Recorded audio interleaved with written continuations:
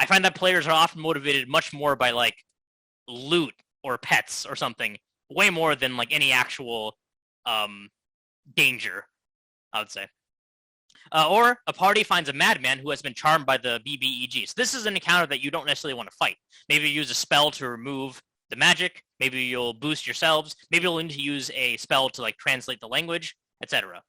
So these are all like simple encounters, just for fun, really. And you should have a few of them, I think, maybe at least like 2 every session. That's just guidelines.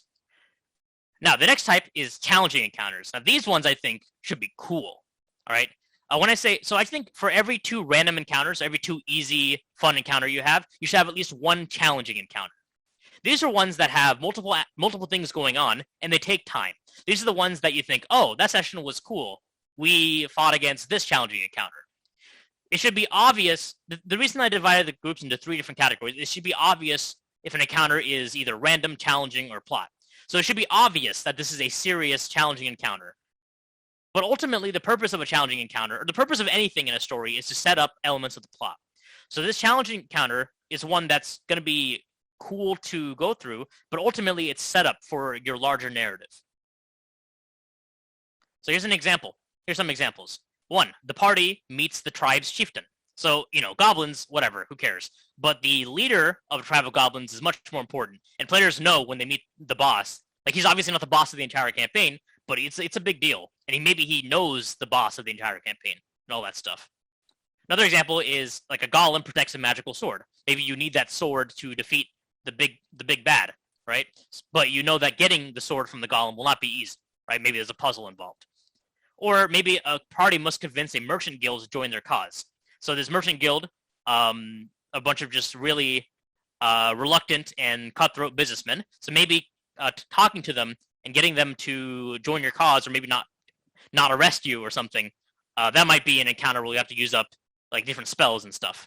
It's all going to just depend on what the story needs at the moment. And the last type are plot encounters. These are the important ones. These are the ones you build multiple sessions toward that drive the story forward. And when you're summarizing your campaign, the encounters you mentioned will be the plot encounters. So you want to use the build-up from all the random encounters and challenging encounters and drive the plot forward. Usually these are plot-focused, but they don't have to be. So examples, these are just like boss fights, basically. Party reaches the beholder room.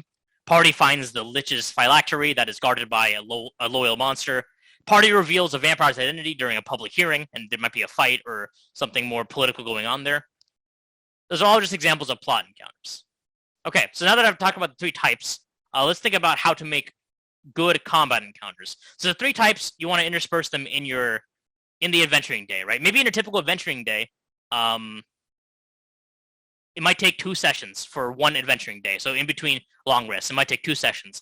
In the adventuring day, you might have like perhaps 4 to 5 random encounters, 2 challenging encounters, and 1 plot encounter, or whatever you think would best serve your campaign.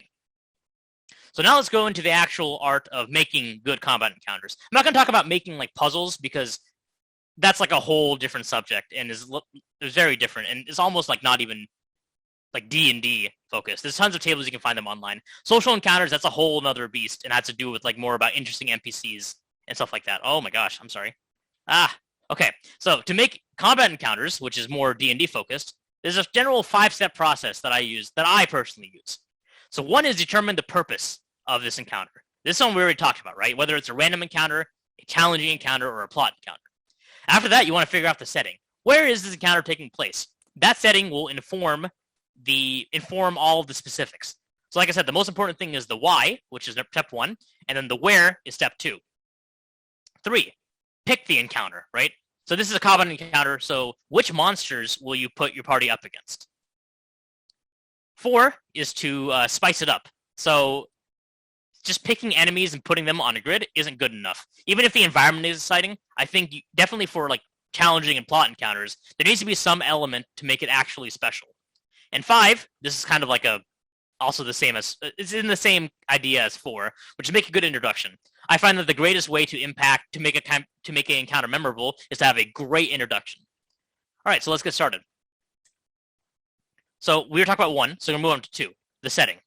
So the location may be the coolest part of a encounter, right? The significance of the encounter, if it's like an important plot encounter, it's a big deal, but also the setting can make it awesome. Like, consider the lightsaber battle between Anakin and Obi-Wan in Star Wars Episode 3.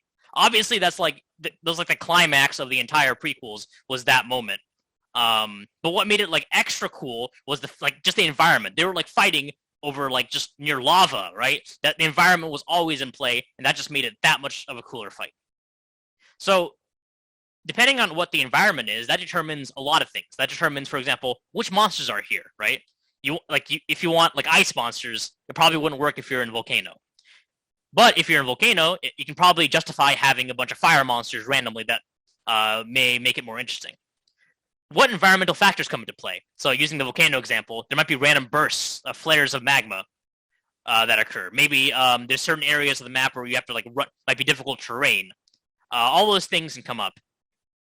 How can you surprise the players, right? So surprises are a great part of D&D, but if they need surprise, you need to make sure it's not just extremely convenient, right? Like, if a monster just comes out of nowhere, it's not going to be very fulfilling. However, if you're in an environment, then you can justify the sudden appearance of a monster or a plot change. So let's say you're near so I'm using the volcano example for everything, so I like volcanoes. So let's say you're near a volcano, and you're fighting maybe some fire methods, or lava methods or something. Magma methods, I think they're called. And then suddenly, during the middle of the fight, the volcano shakes, and a adult red dragon comes from the volcano. See, that would be awesome, and that only works because of the setting. So my most important thing is think about what is the specific setting. And there's kind of two aspects to it. One is like the general climate, right? If your party is currently traveling and they're passing through an Arctic region, well, then that's kind of decided already. Okay, they're in an Arctic region. There's like ice everywhere. But the second part is kind of the local environment. Okay, there may be ice everywhere, but maybe they're underground. Maybe they're in a stone tower. So that's the first part you can't control that much. I mean, that's more about like campaign planning. But the second part, literally the place where the fight takes place, that's what I was talking about earlier. So, okay, here's some examples. So, a colossal dragon skeleton. Maybe you guys are fighting inside the skeleton of an ancient, like a long deceased ancient dragon. Above a burning volcano that has flares. We talked about that a lot. Maybe you're fighting near a rift to the ethereal plane. Maybe there's like different portals around where you can jump through and automatically cast a spell, like the blink spell. Maybe you're fighting in a submerged catacomb, right? In a fast-growing magical beanstalk. On an airship navigating through a mountain going through a storm. Inside of a giant golem that's moving around and fighting things. Does anyone have any other ideas for like really cool settings for the fight? And feel free to write them in the chat if you have one. All the ones that I mentioned here are ones that I've done in my own campaigns because, I mean, I just think these are all pretty cool. So I'm a big fan of the setting as the determination of what goes on. The void of space, yeah, certainly. So if you're in, if most of your normal fights happen like on land with stuff, going to space can be a very novel aspect where, whoa, there's not a ground to like move on necessarily. I need to like grab objects to like push myself forward and stuff. That adds a great dynamic. Ancient ruin city, yep. Ancient ruins are great because you can always have just ancient like golems or magical effects just all around that just surprise the players as they travel around. All right, these are all great examples. Okay, so step 3, once you figured out the setting, the environment where the fight will take place, you have to actually pick the encounter, right? Pick which monsters will actually be there. So to picking encounters, there's a few questions you got to consider, okay? How many types of monsters will be there? Like, are you going to bump into a bunch of orcs where they're all pretty much the same type? Or maybe like this, you bump into a tribe of orcs, 3 of them are just like typical like axe-wielding ones. But maybe others, maybe there's one back there that's like a shaman, perhaps. So those are all types of monsters. Another one is how many monsters are there, right? We'll talk about that later, but that has something to do with action economy. Okay, the number of monsters, actually, there's a lot of mechanical reasons why you might want to pick a certain number of monsters. 3, how will the monsters fight? Depending on the setting, will the monsters already be there when you arrive? Will they ambush you? Are you ambushing them? What parts of the map will they stick to, right? Especially if you have ranged attackers. what outposts will they use for the range attacks? Just what is the general strategy? And the last thing to think about is how will the monsters stop? Okay, in order to like for like realism purposes, even in the fantasy story, like usually the monsters, if they're like have any intelligence, usually they care about their lives and don't want to die. So if you bump into a group of enemies, maybe after you kill 90% of them or 80% of them, the 3 that remain are thinking, "Oh crap, these guys are stronger than I thought." Maybe they'll run away even. Maybe you'll be fighting a boss. The boss will down 2 of you, but you reduce his HP to 10%. The boss thinks, "Oh, I'm gonna die. This is not worth it," and run away. Or maybe they're diehard cultists, for example, that will not surrender under any circumstance. Those are all things you need to think about when you're actually picking the encounter. A good resource for this stuff is kobold.club. So kobold.club, I'm not going to pull the links up now. I'll do it later after I finish my presentation. But that's just a site where you can like just think of monsters and put them in, and it will tell you the general difficulty of the fight. Of course, this is not like a definite rule. There's just guidelines, but that's a great site. It also has a good database of like all the monsters in like official published D&D 5th edition books. So it's a great place for inspiration. It's what I use all the time. So let's talk about action economy. So it's very common that I'll have a boss fight that ends up like really underwhelming. The players just take out the boss in 2 rounds, and it's just lame. Or maybe I'll have like, oh, this is just an easy fight, and the players end up like almost dying and have to like make up some plot contrivance to make it more reasonable. So something like that, the reason something like that happens is often because of a thing called action economy. So action economy, in most simplest terms, is how many player turns there are versus how many enemy turns there are. Okay? If you have 4 players versus 18 goblins, even if the players are like level 5 or something, depending on like how initiative rolls out, if the players can't kill the goblins like all at once with like a fireball or something, there will be 18 arrows flying from the enemies every turn, whereas the players can only dish out like maybe like 6 attacks. Just in the pure numbers advantage of that, eventually some of the arrows are going to hit, and once enough hit, your players might start going down. So even if numerically you think, okay, a goblin, for example, has a challenge rating of 1/4. So if there's if I throw 20 of them, that's a total challenge rating of 5. Okay, I can throw that against my level 5 party. But in reality, what happens is the arrows fly, the wizard gets hit, falls immediately.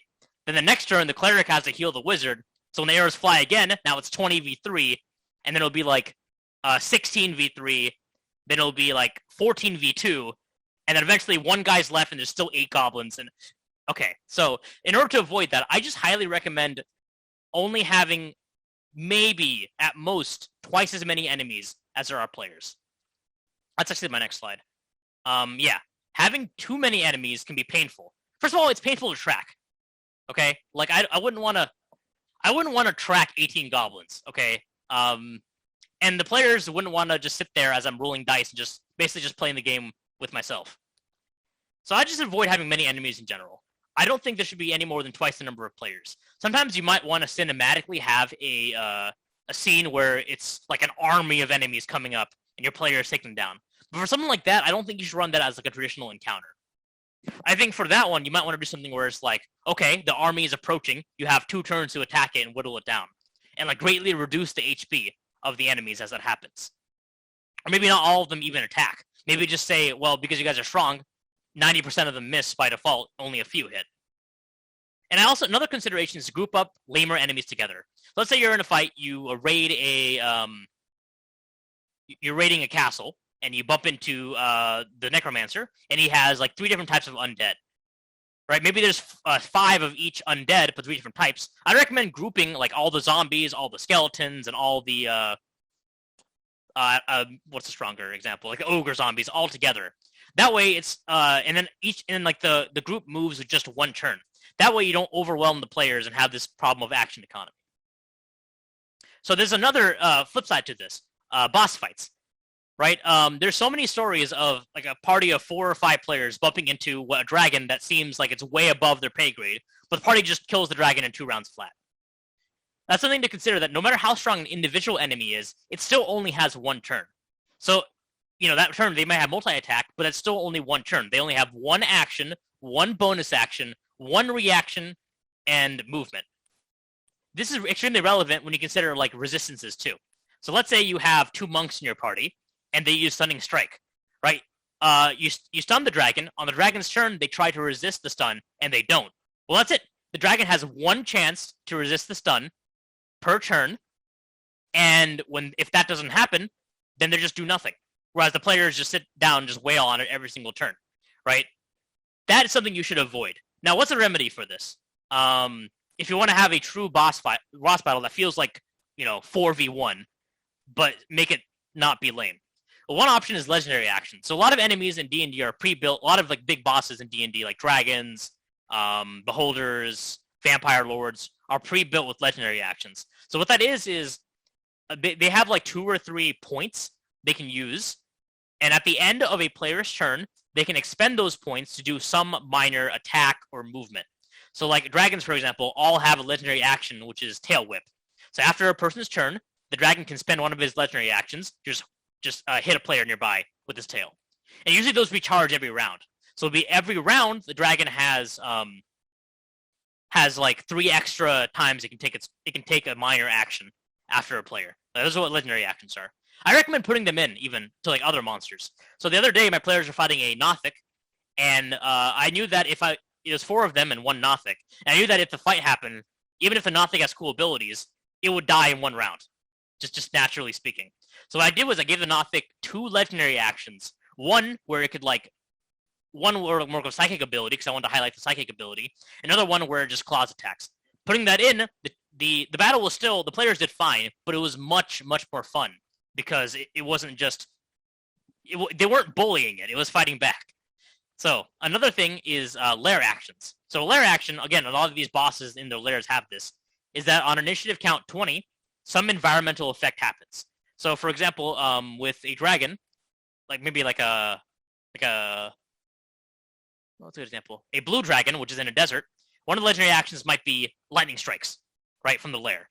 Another action might be if you're like in the lair, which is going to be in a sand dune or something, like sand comes out of the ground and envelops one of the players, or sand flies up in the air and like obscures the area. So all cool stuff that you can spice it up. And that's kind of even related to the environmental aspect. Like consider giving any enemy, not even like really strong ones, lair actions, right? It might not even be associated with the enemy itself. Maybe it's just part of the natural environment. But this still doesn't solve the issue of the fact that enemies only have 1 chance to save against a saving throw. There's such a thing as legendary resistances, of course, but that's not what I'm talking about here. Eventually, you can stun lock these bosses and just wail on them. So another approach, alternatively to legendary actions, is an extra turn. Have like roll for initiative for the boss, right? And then reduce that number by 10 and make that where his second turn is. So the guy just goes twice. I mean, it's like it's an awesome dragon or a badass vampire or something, right? It's gonna be cool and really strong. And that way, you can have 2 chances to resist against effects, or 2 chances to make different choices depending on the environment. That's something I've done occasionally, and it really works. Like some players get upset that they have 2 turns, but it just makes it generally better, and people, they get over it, and it's all for the best. Another approach is having a lieutenant. So maybe the boss by itself, yeah, he's awesome, but what are the chances the boss is completely alone, right? Maybe there's an enemy that's maybe half its strength or even lower, that's his main advisor. Maybe you built up this lieutenant all throughout the campaign, almost as much as the boss, right? That way it's a 2v1 situation, 2v4 situation, not a 1v4, which is twice as good, right? So consider a beholder and a mind flayer maybe together as your boss and your lieutenant. And the last approach is minions, which is very common. I think I first heard it from Matthew Colville, but I don't think he invented the concept of basically you have a boss in a lair or something, and he has a bunch of like little minor servants, like goblins or kobolds or orcs or cultists or something, that also fight. Now, maybe you have 1 boss and like 4 minions or so. That way, it's like an equal fight if you have 5 people in your party. And these minions, in order to highlight the boss and not the minions, make them have 1 HP or go down in just 1 hit. So that way, when you hit them, it saves you from tracking everything. Just make them there so that the players aren't just completely focusing on the boss. And when they get hit, they just die instantly. That's one approach. Or maybe you can have like minions come out every round. Like every round from the environment, the sand shift and create 2 small sand golem minions that attack. And when you kill one, every round 2 more. When you kill them both, maybe they're gone for a round, but the next round they come back. Right? That's one approach to just creating minions to make it more doing it. Yeah, great suggestion, Michael. Making minions is a good lair action. So initiative count 20, more minions appear, and that way it gives the player something else to focus on. So there are all ways to make boss fights less lame. I think, generally speaking, I would have. I mean, by default, a lot of bosses do have legendary actions, lair actions, but the other things are alternatives or just things to add on top of it. Oh, here's something I don't recommend. Let's say you're trying to make like a really difficult fight.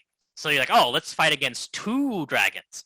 If that happens, don't give them both legendary actions, because then you run the risk of the opposite effect, where they overwhelm the players, right? If you have 2 enemies that have legendary actions, that ends up being they get to have like 8 actions a turn around, whereas the players only have 4. So that goes back to the previous problem. So generally, only let one enemy have legendary actions. That's a pitfall that I saw playing in a campaign where it happened, and it was not. I mean, it was pretty bad, to be honest. All right, so how do you pick cool monsters? So first of all, balance is super important. So no matter how cool the monster you make, you want to make sure it doesn't destroy the players. Or you don't want to make the monster so cool, but just be mechanically weak, right? Like, oh, I want these level 1 players to fight against this badass dragon. So I'll just throw a dragon. I'll make him like really cool, but only have like 10 HP. Well, that's not gonna work really. So there's 2. So one approach is just to pick a monster from the monster manual or from Volo's Guide to Monsters. Volo's Guide to Monsters or whatever book. I forget what the recent books are that have monsters. Another thing is really important is that reskinning is your friend, right? Let's say you want to create your own monster, like a lightning, like a lightning elemental golem thing, right? You can reskin that by just taking an existing thing, like a wind elemental, and then just give it a little bit more AC, and there you go. And then make the attack do lightning damage instead of bludgeoning damage. And there you go. You have your lightning elemental golem, right? Or maybe you want to, create like a different type of dragon. Okay, well, just take the stat block of like a red dragon and change its breath weapon from fire to what's the damage type that's not psychic, right? That's like, somehow maybe it's like a psionic dragon. Right, there's many ways to reskin stuff, and you can do much more significant reskinnings than I mentioned. Another great resource I use a lot is 35 versatile NPCs. I'll share this PowerPoint after so people can click on these links. So this one is great. I like using NPCs. I like using like players, like NPCs, so like humanoids a lot in my campaigns because I think they offer more possibilities for roleplay and social interactions. And this is a great guide that has 35 NPCs from for appropriate from like level 1 parties, level 8 parties, from like a scoundrel, a brawler, all the way down to like a ruler warrior in terms of like strength. And you can take those and you can just reskin and give them any race you want. And it's just a really cool resource to make like a bunch of monsters. And the last resource, which Mordekainen's Tome of Foes. Yeah, that's the recent book I was trying to remember. That's a lot of good monsters too. So the last resource I found relatively recently is the D&D Beyond homebrew monsters. So even though this is on D&D Beyond, these are user-submitted monsters.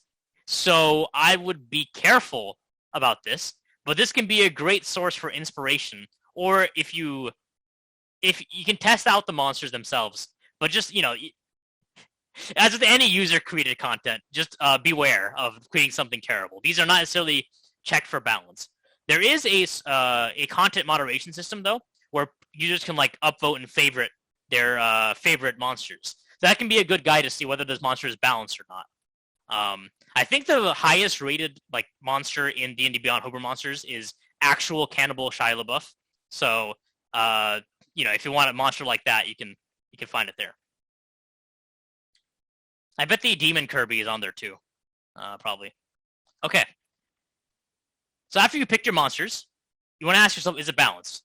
So one is Kobold Fight Club, kobold.club. It gives you a rough outline. However, you still want to take into account action economy, right? So Kobold Fight Club will tell you whether a fight is a easy, medium, hard or deadly encounter, but a hard like for example, a medium encounter that involves, or a hard encounter that involves 10 enemies is different than a hard encounter that involves 1 enemy. So you have to keep into mind action economy.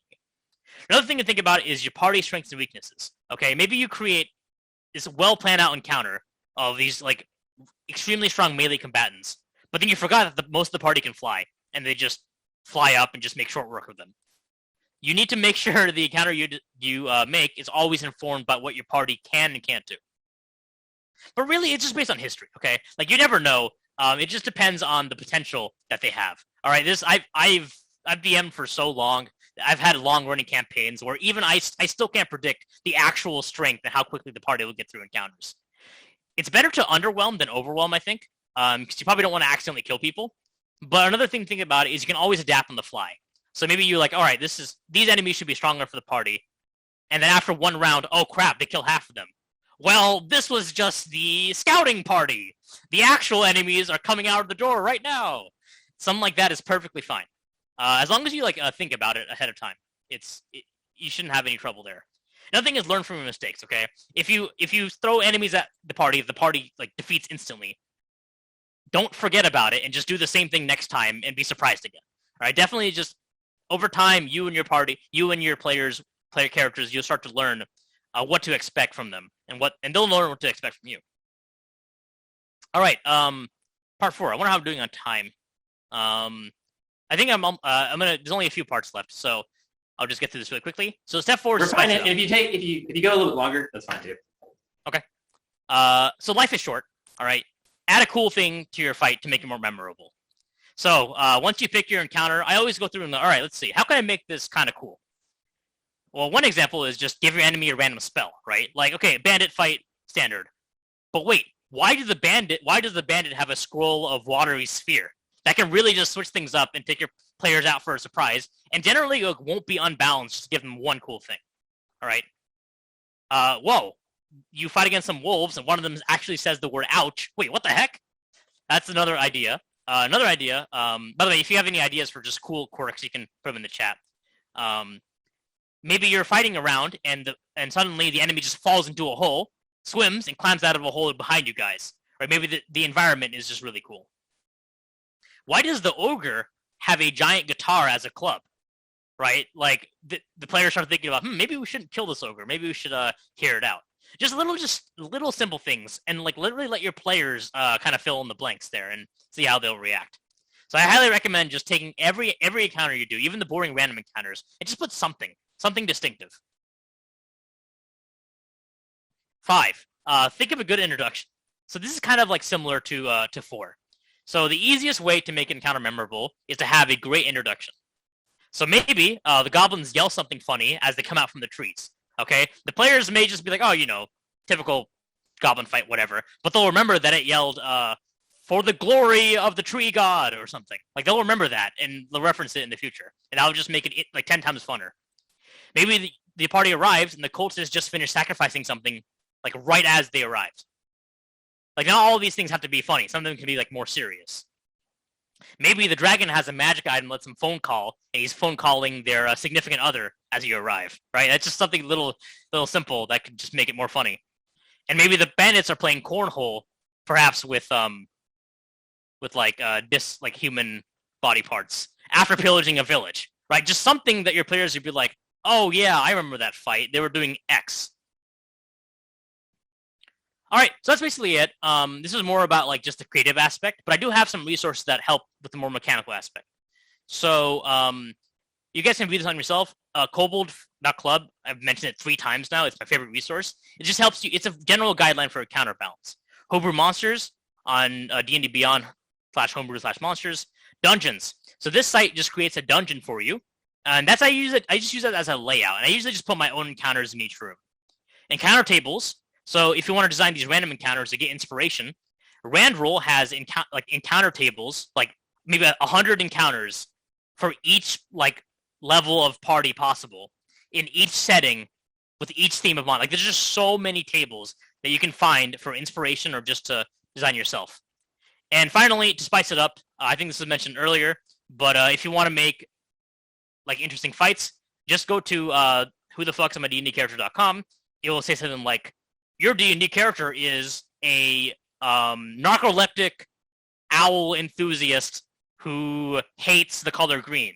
You take that and you just put it in a random goblin's personality. And that's a way to spice it up really quickly.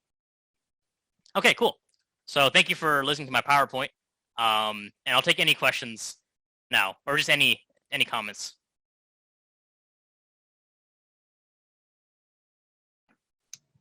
It's really nice to see you again, Barrage. Yeah, nice to see you too. Nice to see you too, Wesley.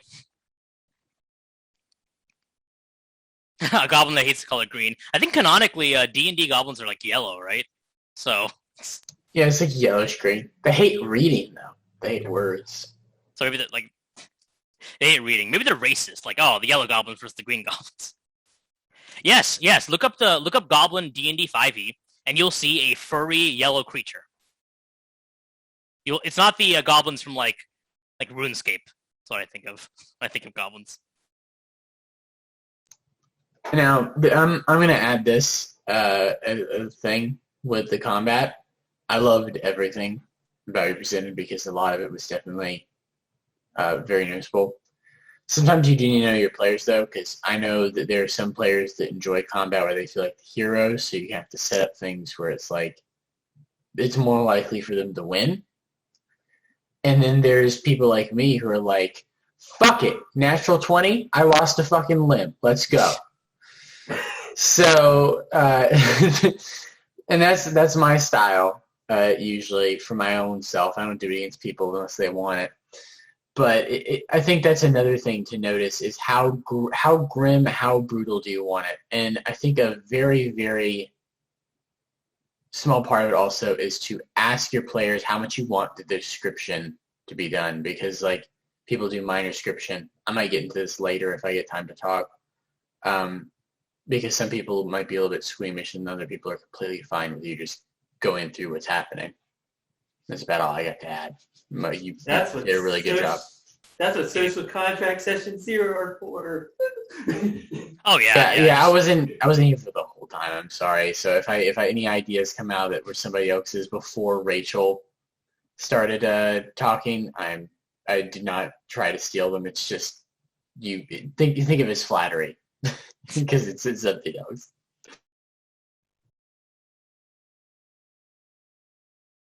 All right.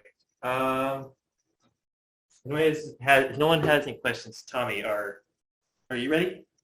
Let me have to see 1 second. I should. Yeah, I'm ready.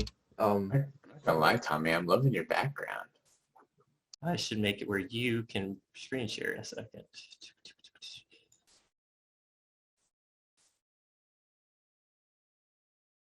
There we go. Now you should be able to screen share. Alrighty, let's get my presentation up here then. Okay.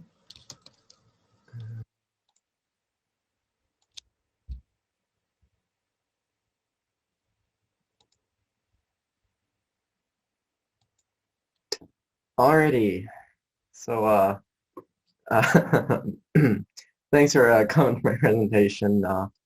Whether or not you stayed here for the whole time or just got it in halfway through, but today we're going to be looking at Monster Stat Blocks Present Night of the Living Combat or Living Encounters, or how to break down all these monster stat blocks and use them to help make your encounters more engaging, to bring them to life, and help make the experience more exciting for not only you, but also your players.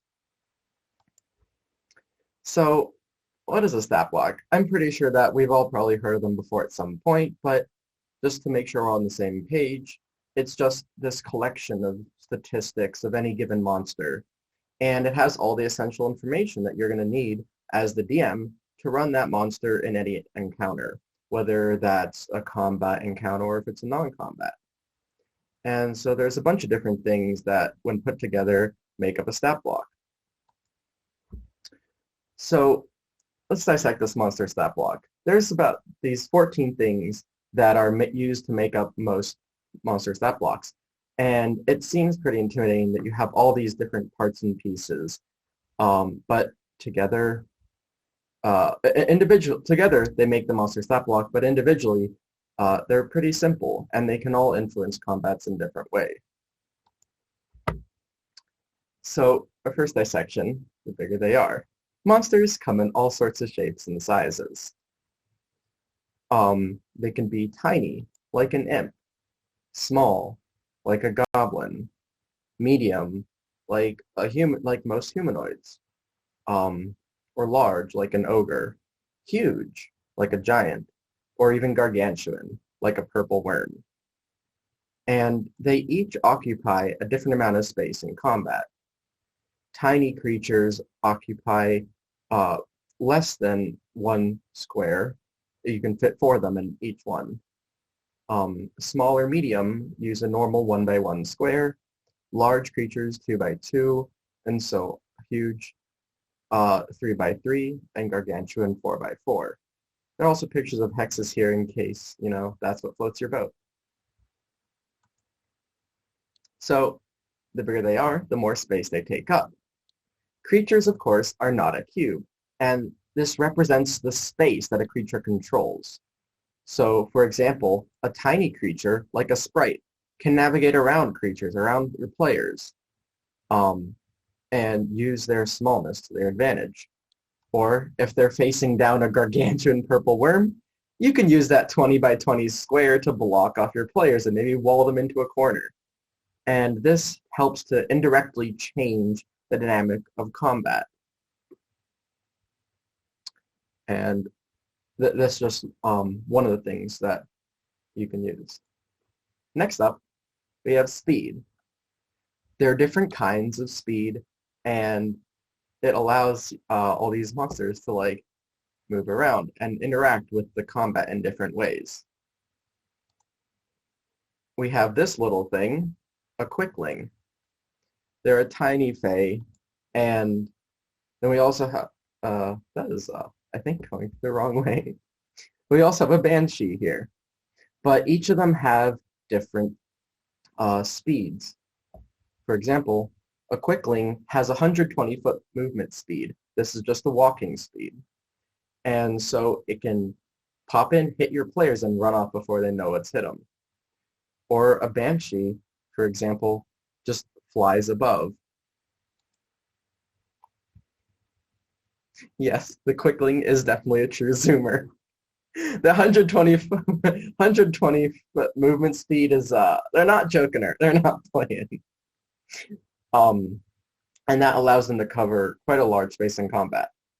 And similar, so with that, the quickling can dash in and dash out, or just be almost anywhere it wants. It can just close the distance. On the other hand, we have something like a banshee, which can use its flying speed to fly above the players out of the reach of melee weapons.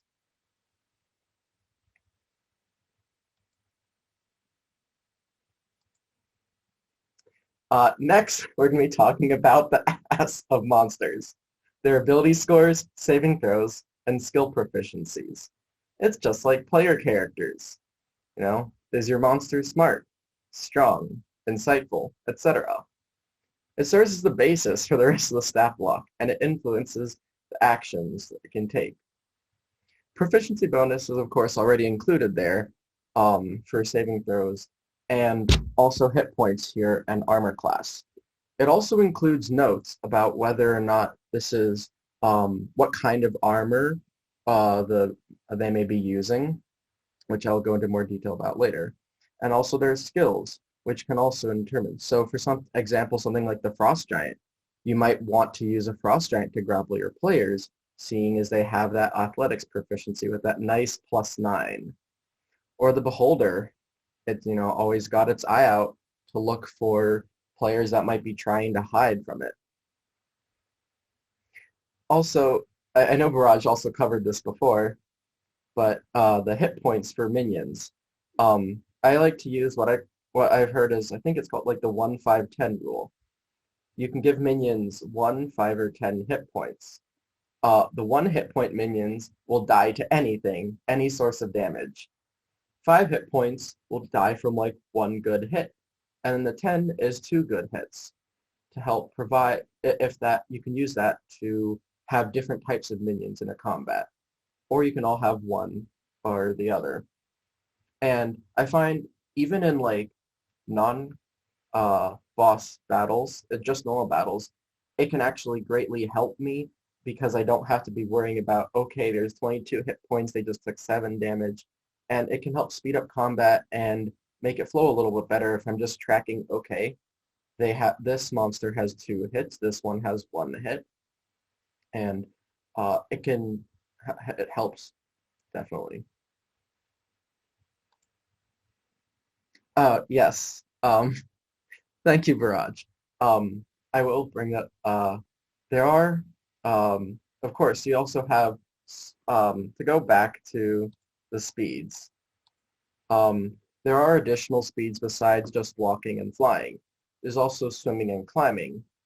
If you do not have like a swimming and climbing speed, these monsters or your players are going to treat that terrain as difficult terrain. So they have half speed. And there are also some monsters have these, so some monsters have these in their stat blocks. And again, that allows them to engage with the terrain in different ways. I will be coming in depth a little bit later about a monster with a swim speed and how you can use that to your advantage. In addition, and I'll also be covering a monster later with a burrowing speed.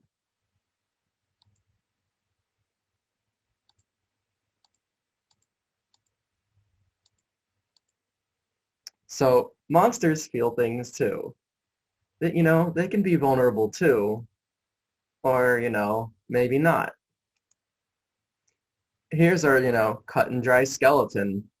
They're vulnerable to bludgeoning damage, and they're also immune to poison damage.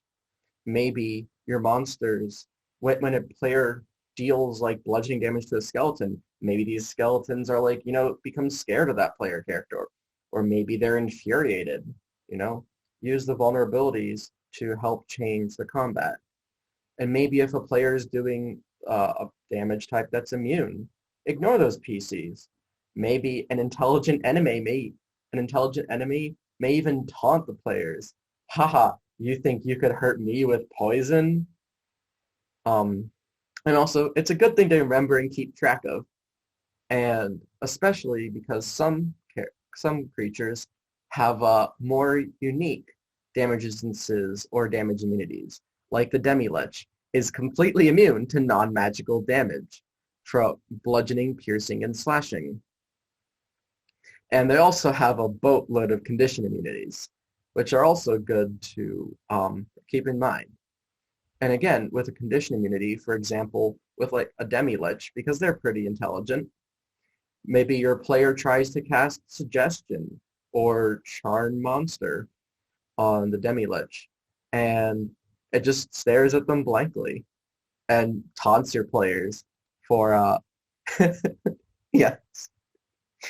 Yes. And also, you also notice that some ones, for example, the Demi-Lich does have the immunity to the deafen condition because it does not have ears. Some creatures do not have ears. Some creatures do not have eyes, which I will get into a little bit later when I cover senses next.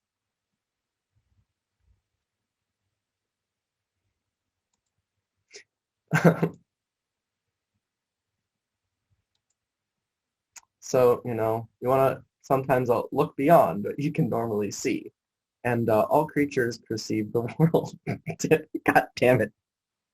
Damn it, Tyler.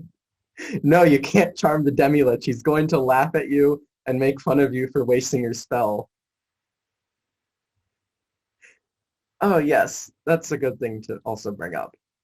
You also notice, you saw it before in the Banshee stat block, but certain creatures, like the Demi-Lich or the Banshee, have a fly speed, and you also notice that it says hover. This hover is a very special kind, it's a special kind of fly that makes them immune to being prone. Normally, if you're flying and you're knocked prone, you're going to plummet to the ground and take fall damage.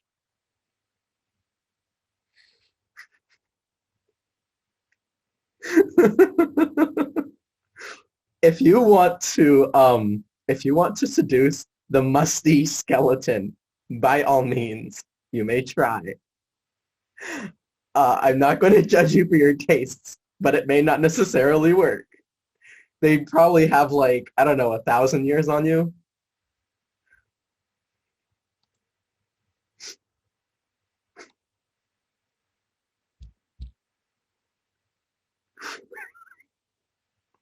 Well, you can... Experiences are everything, man.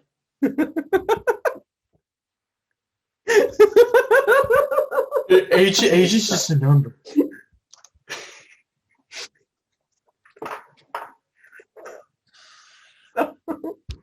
Senses. Most people are probably familiar with dark vision, which allows you to see better in low light and dark light no light settings.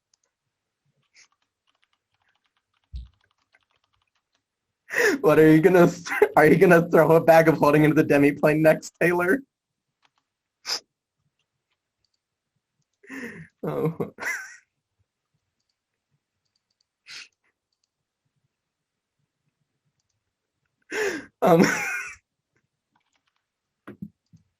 So this here is the Boule, and it's totally not Toph. Avatar: The Last Airbender. So it has a unique sense called tremor sense. Whenever it's in contact with the ground,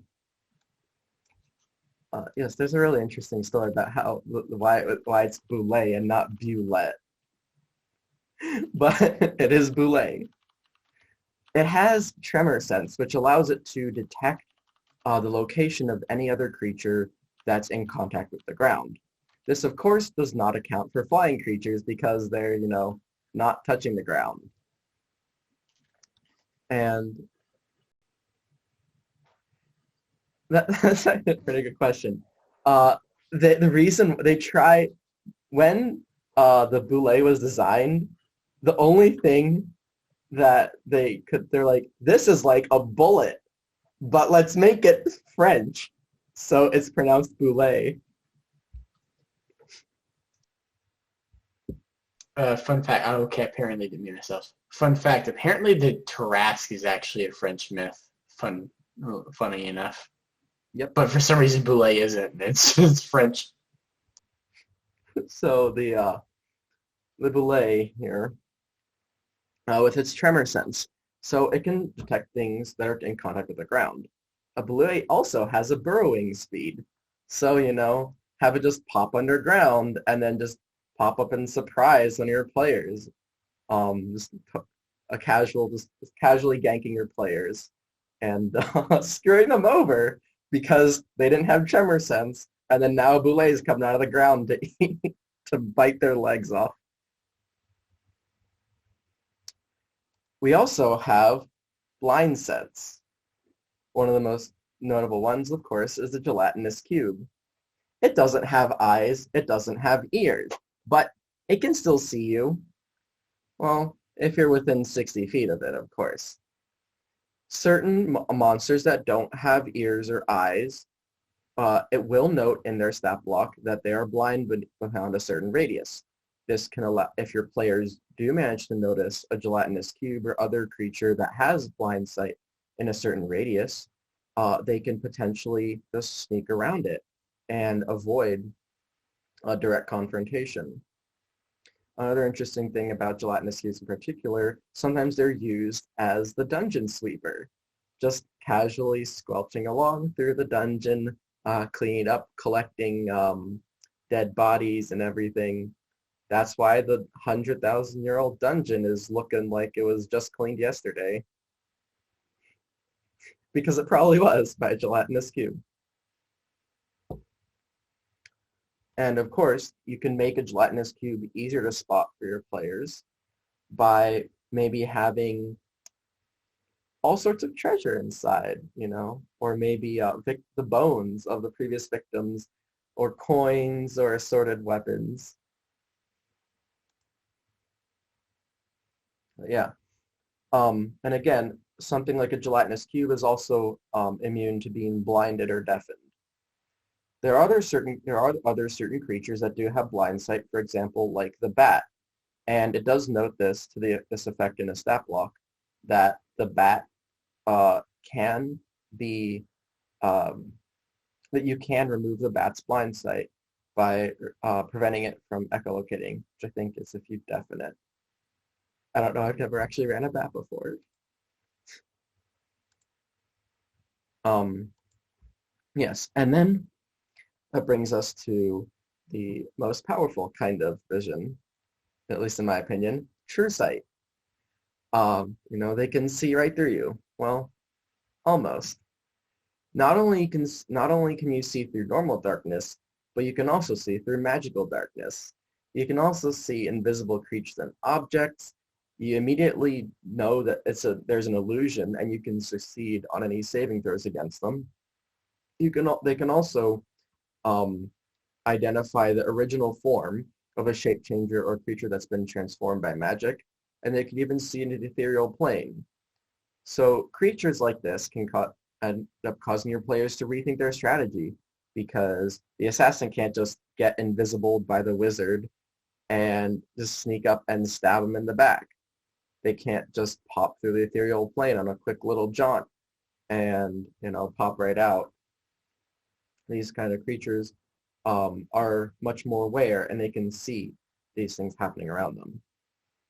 In addition, the gelatinous cube and Boule didn't have any languages, but languages are also in the stat block. And a special kind of language that is sort of like a sense in itself is telepathy, which is a magical ability that allows a monster to communicate mentally with another creature within the specified range. You don't need to share a language to communicate, but you have to be able to understand at least one language. And so you could use this to talk to your players from afar, maybe some voice that they're hearing in their head as they're traversing the dungeon or whatnot. Help set the atmosphere. Maybe the boss is watching them as they're going through the lair, and it's like, haha, you'll never reach me in time to stop the, I don't know, whatever, the ritual. Whatever. Have it fit your setting, have it fit your world. The next part we're going to look at is the challenge ratings. And these are just a general way to assess how great of a threat the monster is. And I'm sure Raj already probably went over this in pretty good detail. But the thing to remember about challenge rating is that it's based on having an appropriately equipped and well-rested party of 4 adventurers. 3 to 5, on average 4. And they should be able to defeat a monster that has a challenge rating equal to their level without suffering any deaths. Now, that doesn't mean they won't take some damage and they won't expend some resources, but it will be a worthy fight.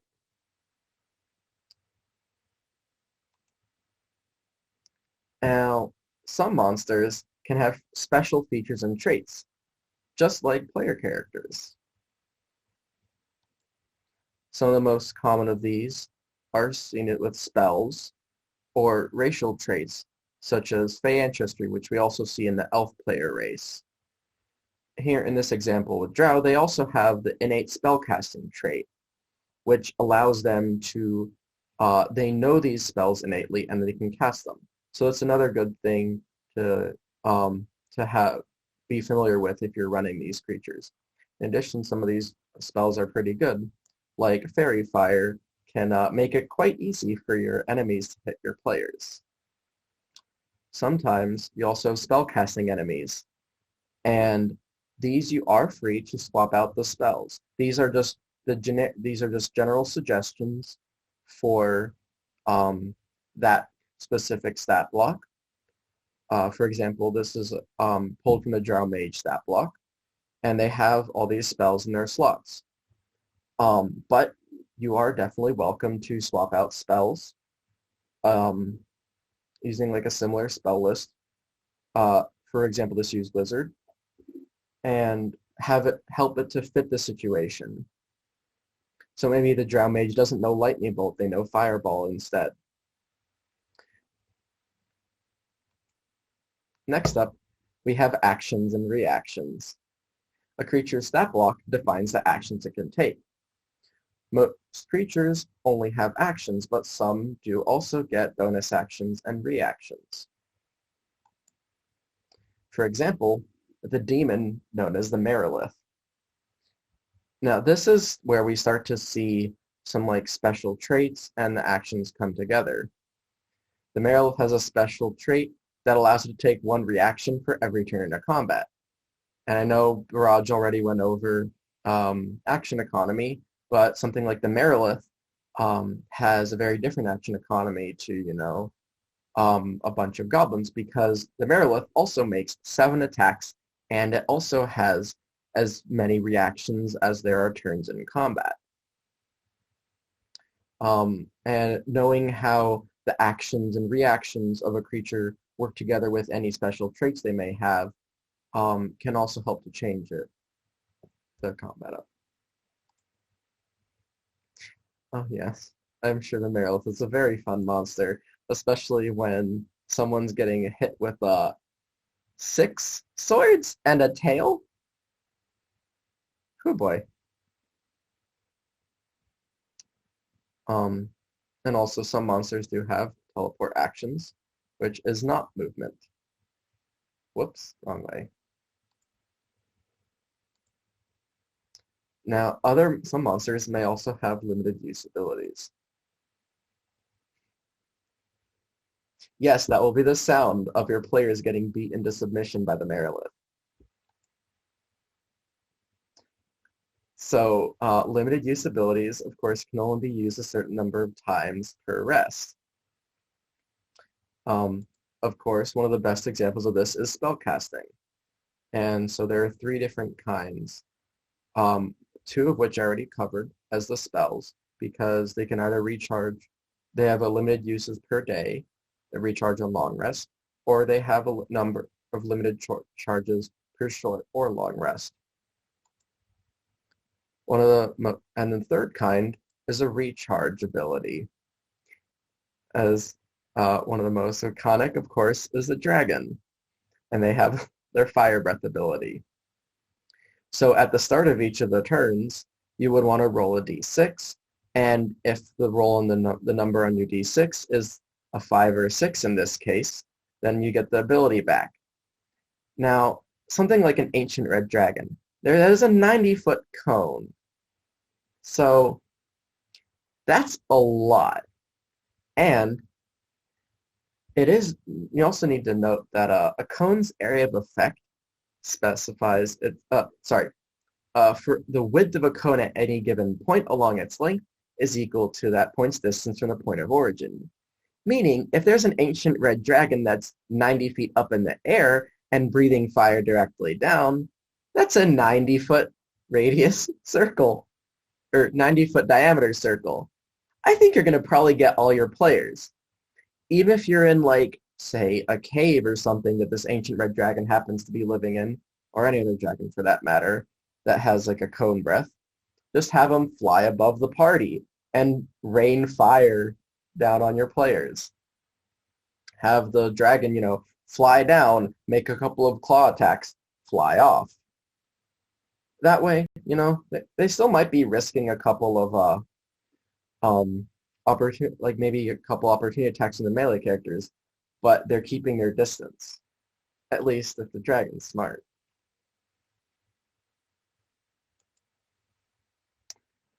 Next up, holding onto a hero. Monsters don't always play fair, and they're usually bad at normal grappling.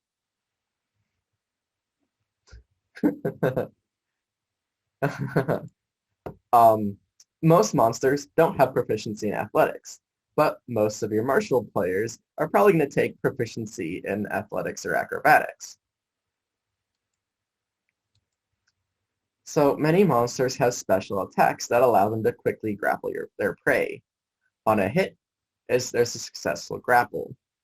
Just like this guy here, they're just, they're really lonely. They just want a friend. They want a hug. You know, it's the lonely. Here, if we look at their harpoon armor and their sorrowful embrace, their aim is usually to hit a player and then just drag them close for a hug. You know, you can use this to pull your players out of position. Maybe the lonely even thinks that the players that are, hiding out in the back are the loneliest and they need the hug the most.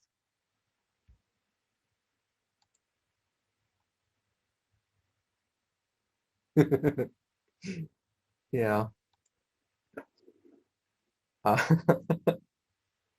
so yeah, the lonely can be a very interesting creature if your players are used to perhaps having like sticking the paladin in the front and putting the ranger in the back safe, where they can just shoot off some arrows with their bow. Just pull them in for a quick hug. And if a monster does have a grapple, it usually does list the DC in the stat block.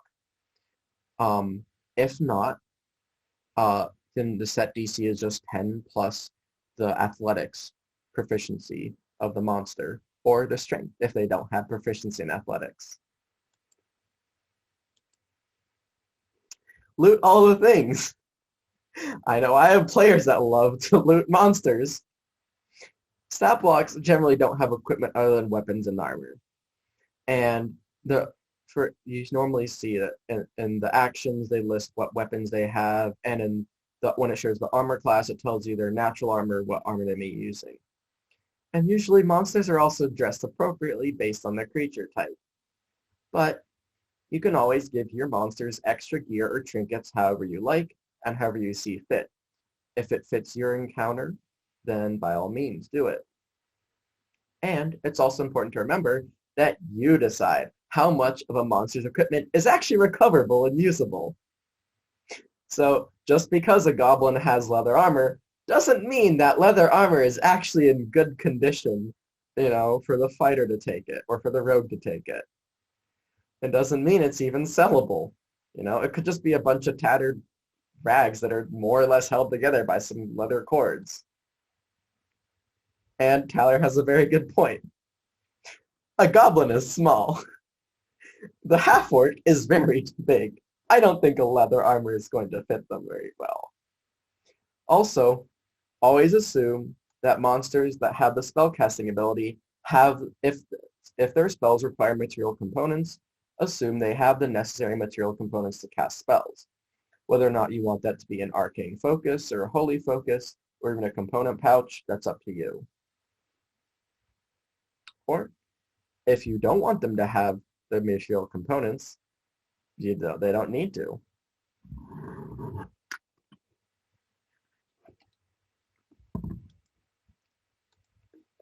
So what about boss monsters? As Viraj already covered, a legendary creature can do things that ordinary creatures just can't.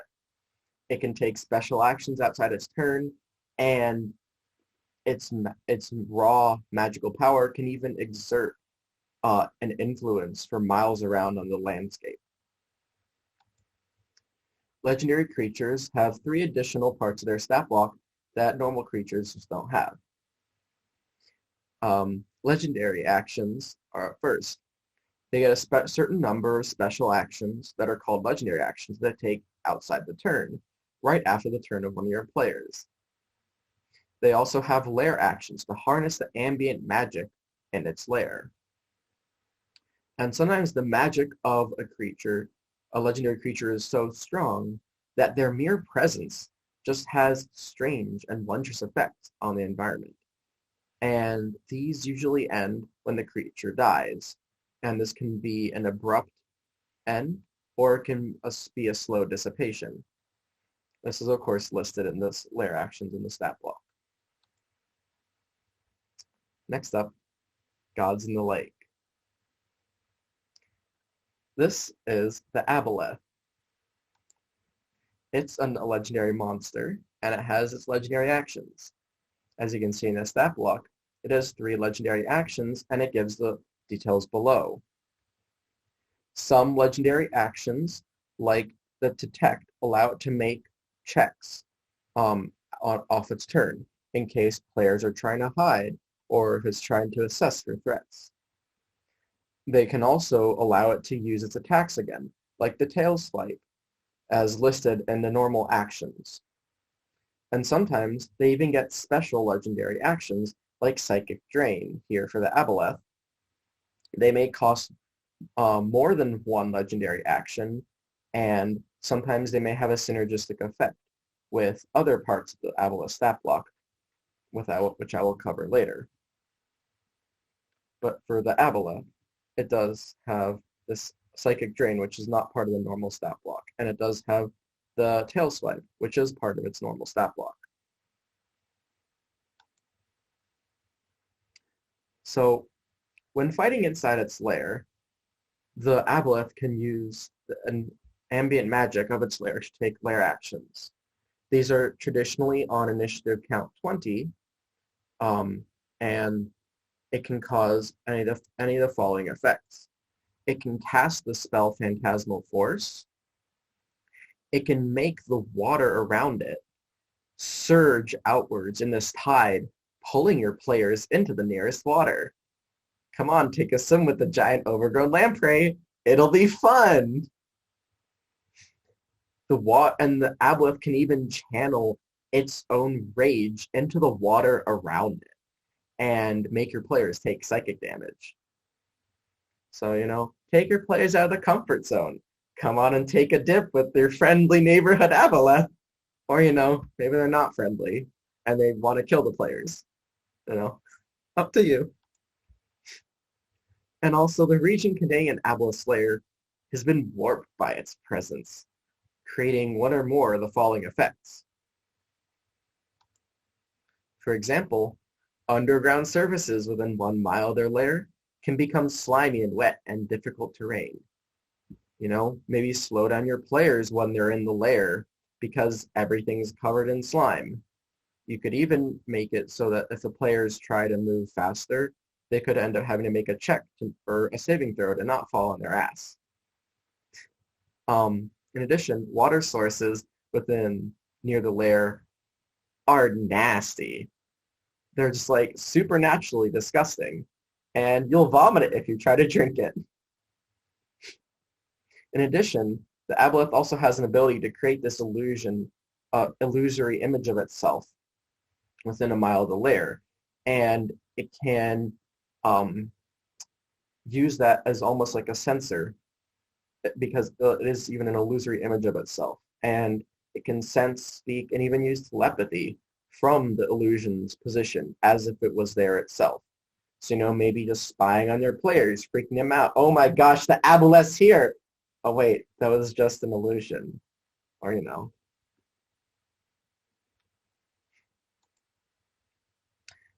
So, we've pretty much covered everything in the stat blocks.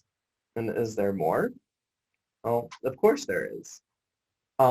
Next, I will go through some examples, but these examples of things beyond the stat block. Now, these do specifically pertain to these monsters within the Forgotten Realms.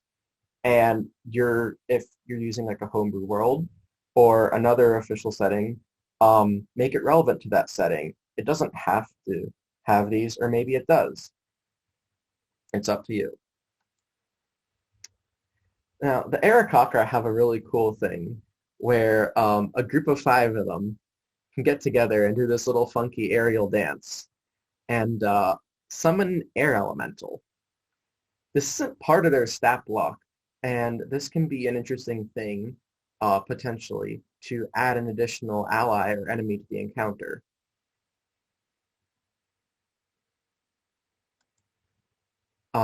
Another example that here is a monster that can get the most out of resting. This monster has such an intense will to survive that it always regains the maximum number of hit points for its hit dice instead of average hit points. And it can regain hit points very efficiently during a short rest. What is it? The Demi-Lich. Maybe your players are in the tomb or lair of this Lich, or the Demi-Lich, and they can maybe have multiple encounters where the Demi-Lich maybe takes some damage and then pieces out. to go take a rest somewhere else in the dungeon.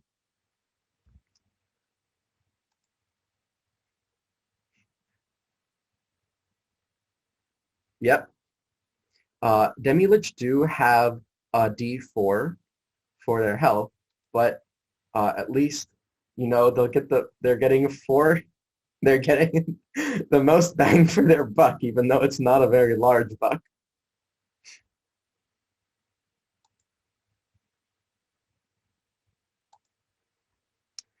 And now I'm gonna talk about the Aboleth a little bit more. It's a pretty strong foe in combat, assuming you've been appropriately balancing the encounter for a CR10 monster. I think it's CR10. But it's also good for non-combat encounters. They have a really cool action in their stat block called Enslave, where they can attempt to charm a creature.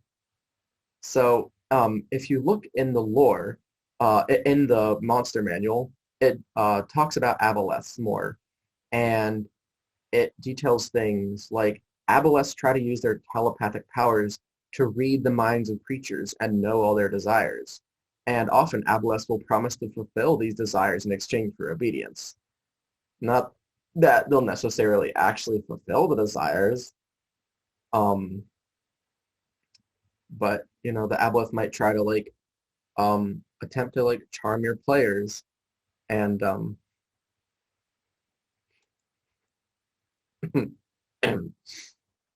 and maybe avoid combat if they can, instead making the players work for the aboleth. It's definitely a possibility, because even though you do have powerful monsters, sometimes they don't always want to fight you, because they might see your player characters as less than them, or maybe they just don't want to because your players are strong and they want to try to avoid any combat possible. Yes. Well, it's more like an evil space monster that decided to live in the sea, because it's an aberration, and they're also, aboleths are really old. They're even older than the gods. But they're also kind of salty because they got beat by the gods a really long time ago.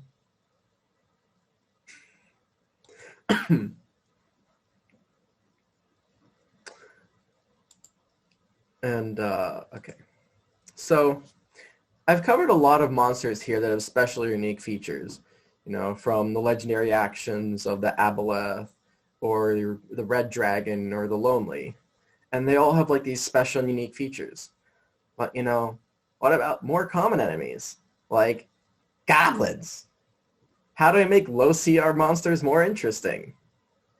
One really easy way to do this is through feats. They're not just for your players, they're also for your enemies. And by using feats, you can make one enemy type feel like many.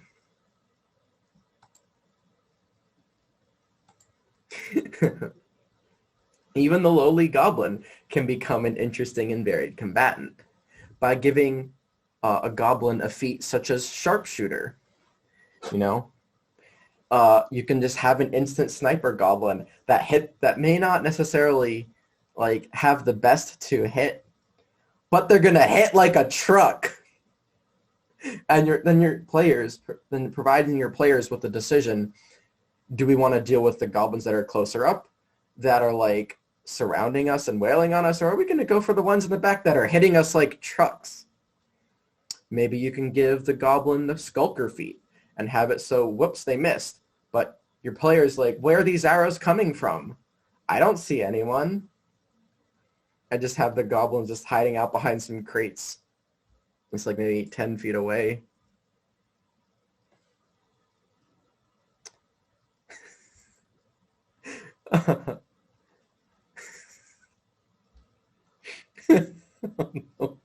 Yes, 3 kobolds in a trench coat.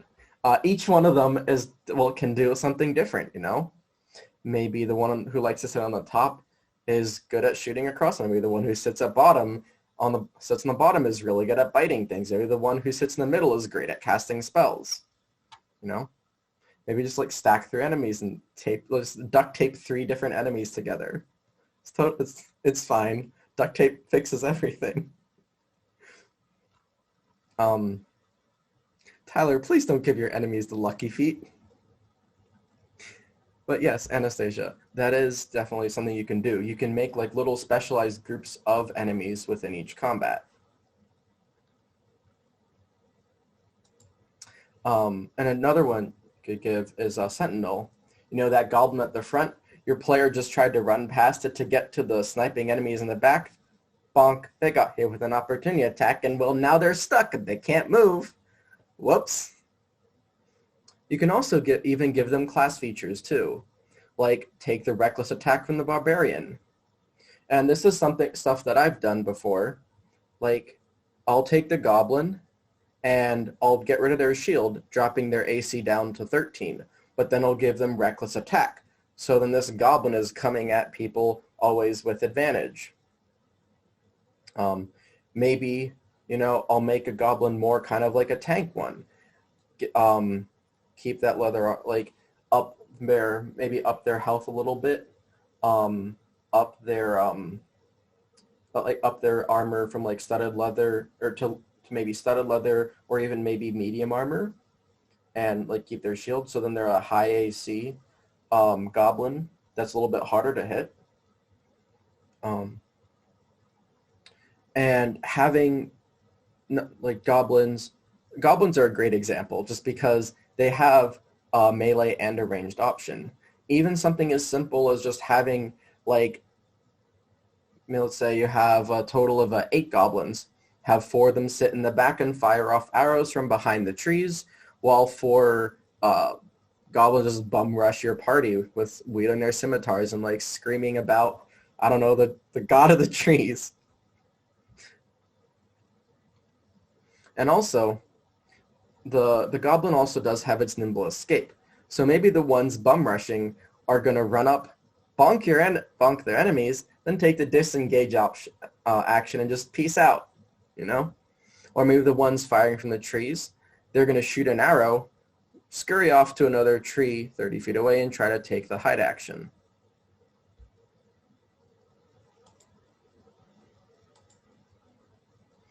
So even with all this, even despite this versatile collection of monsters in the monster manual, Mordenkainen's, Volos, even despite all that, sometimes you might be at a loss for when it comes to finding the perfect creature for part of your adventure.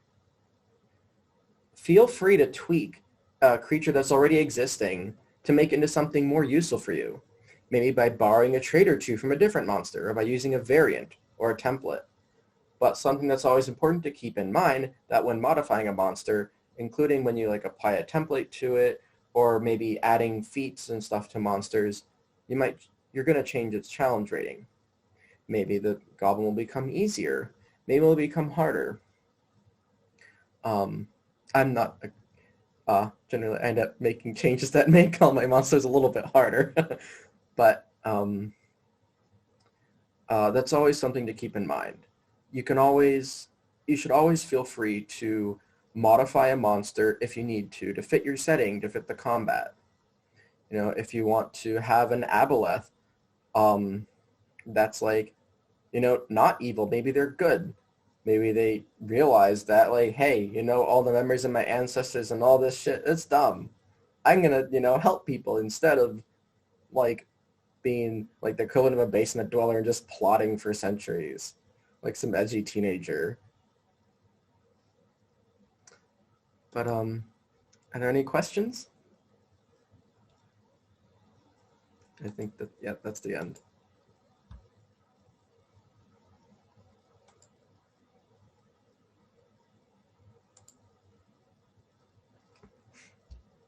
Heavy armor goblin. Yes, that is definitely something that I may or may not have done before. Producing monsters that are kind of min-maxed-ish, or might be stronger in certain stats. Sometimes I'll tweak monsters to give them additional abilities, or I'll change what's in the encounter. And I find that even something as simple as just like saying, okay, half the goblins are going to bum rush your enemy and half of them are going to sit back and snipe. That provides a way to make combat more engaging for your players, because then they have to start making choices and dividing things up. Yeah. Are there any questions?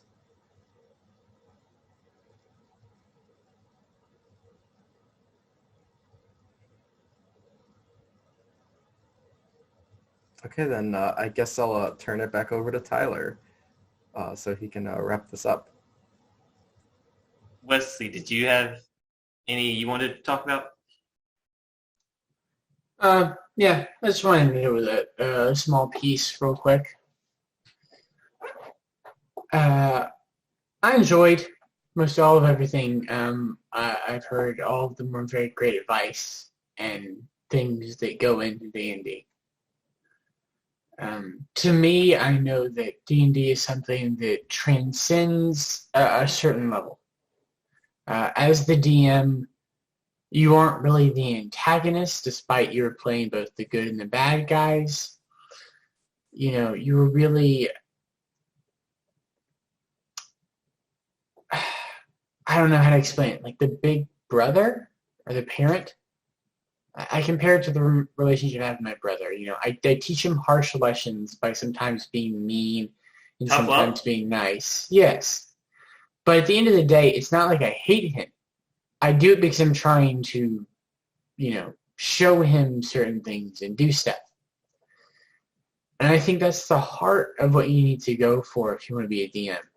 It's not gunning out to kill your players, and it's also not, you know, going out of your way to make sure they don't die. It's showing them an equal balance of consequence. It's also about story. Music and ambiance, knowing your characters' backstories, and the reason I mentioned foils is a great way to bring parts out of players that you never thought you'd bring out in the first place. Now, I know some people get really big on accents and stuff like that. That doesn't really matter to me.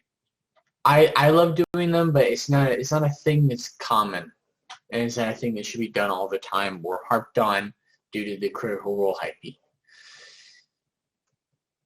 But you know, sort of getting to the mind space of another person is very important especially for the DM, because you have to do it multiple times sometimes in a session. You have to be the bad guy, you have to be the good guy, and you have to be the neutral party that's either scared, confused, or excited.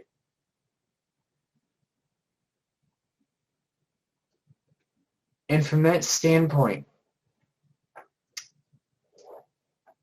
demon is something that really takes a hold of a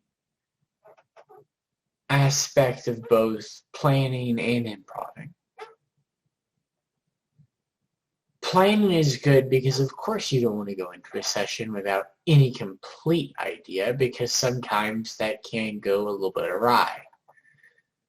But at the same time, you know, you can't go in with complete planning because, well, the human mind is unpredictable. And it's from that mix and that concept that you sort of get things. The deaths of players, the deaths of favorite NPCs, the savings, the heroic moments, and also the moments of challenges because you know your players well enough, both mathematically and mentally, that will probably shape them. Because they'll face times where they know they need to run, or they know they're going to fail. Maybe they don't, and that's the triumph of it. And there are other moments where they're going to succeed because it's been built that way. And that's the importance of it. Demon isn't just the mathematics and the encounter planning and all of the NPC creating and all of that. Those are all very important pieces, because you cannot have this without it. But it's about making a story that your players want to actually do. It's about knowing them. Because if you think about it, the attraction to D&D is not because of, I make a character and I do things who, I have plenty of RPGs and some MMOs out there to go and do that myself. And it's about the personability. It's about the ability to make your own story and to do your own things. And if there is a soul to the concept, it's most always going to be the unpredictable, the story, and most importantly to Gary Gygax, the in-character. Because when you play your character, you are not you. You were any of your characters. You're Yuloth, you're Yomar, you're Franco, you're whoever you decide to play.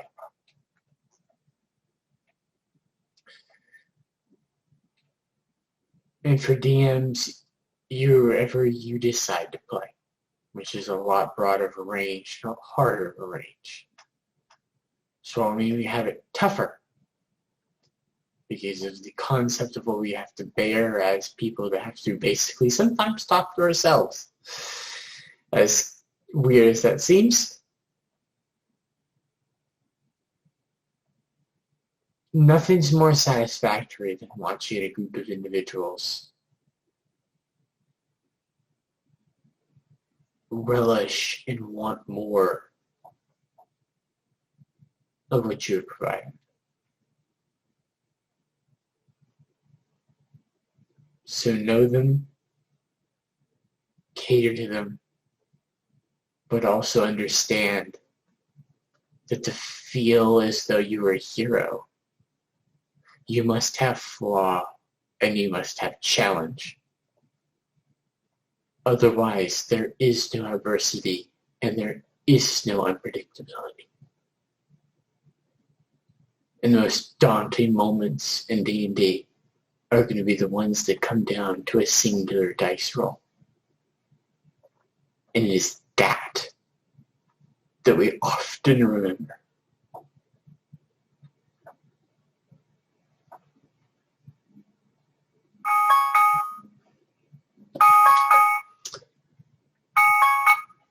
I'll turn it over to Tyler now. Thank you. All right. I'm just thinking about, as you're talking about, just made me think of something that I ran recently that kind of did come down to a single dice roll. So this is the end of the conclave, and in chat in just less than a minute from now, I'm going to be putting a link that it's a form to fill out for people that attended, not including officers that fill it out, and it's basically your ticket to, three random forms are going to be selected to, one is going to win the book, one is going to win the dice, the others also win the dice. Yeah, and it's just a form to give some feedback. I'm just going to go ahead and put it there. Give me a second.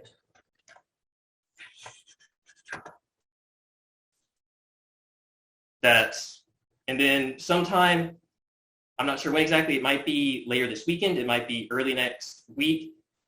When it's filled out, that's when then we'll say, oh yeah, who won this book that I've been keeping in my room for about a week now. But I hope that everyone enjoyed it, because I sure did. And also the recording of it, if you ever want to reference it later, if you want to remember what were Zach's 20 things, because doing my short-term memory, I can only remember probably about 10 at the moment, or what were elements of Great Adventure, hey, how does stat blocks work, etc. The link to the recording will later be put up in the Discord, so you can watch it whenever you want to, if it helps. So yeah, thank you for coming, and I hope you enjoyed it.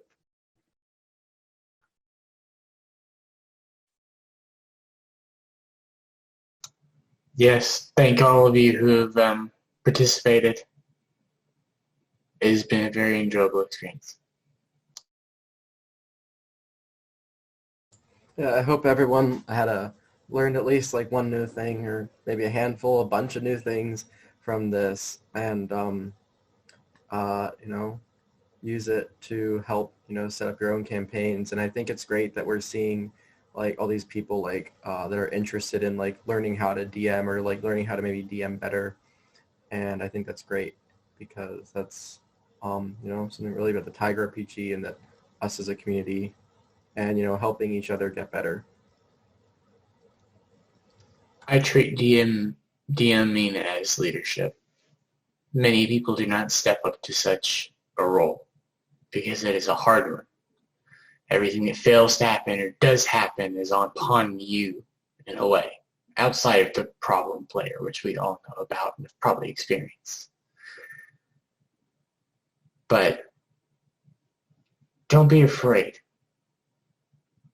because you'll find when you start DMing, when you used to have a limited control over your character, whoever you were, you suddenly now have an entire world upon your hands, and the ability to make and break dreams. And it's just weird as that sounds, in a terrifyingly powerful sense, there is something endearing about it when you take it from a benevolent yet teaching standpoint that makes everybody enjoy everything.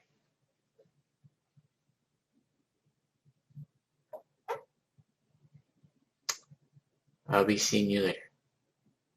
Thank you.